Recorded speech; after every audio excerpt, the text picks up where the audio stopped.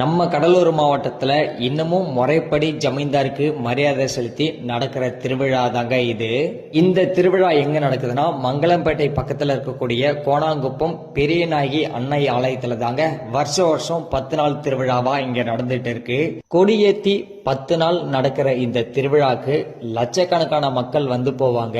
இந்த கோவிலுக்கு வர்றவங்க ஜாதி மதம்லாம் பார்க்கவே மாட்டாங்க. இந்த கோவிலோட சிறப்பே அதுதான்.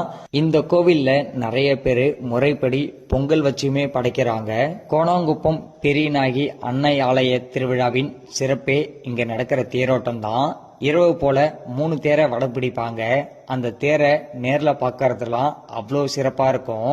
இப்போ வீடியோ பாக்குற நீங்க கோணாங்குப்பத்துல நடக்கிற இந்த திருவிழாக்கு போயிருக்கீங்களா என்னன்னு சொல்லுங்க. ஒருவேளை நீங்களும் போலான்னு இருக்கீங்கன்னா கடைசி நாள் திருவிழாவா ஞாயிற்றுக்கிழமையும் நிறைய மக்கள் வருவாங்க. போய் சுத்தி பார்த்துட்டு நிறைய கடை வீதிங்களா இருக்கும். உங்களுக்கு தேவையான திங்ஸ்லாம் வாங்கிட்டு திருவிழாவை நல்லா ஜாலியா அனுபவிச்சுட்டு வரலாம். வீடியோவை ஷேர் பண்ணி விடுங்க. நாளைக்கு ஞாயிற்றுக்கிழமை யாராவது போயிட்டு வர்றவங்க அவங்களும் போயிட்டு வருவாங்க.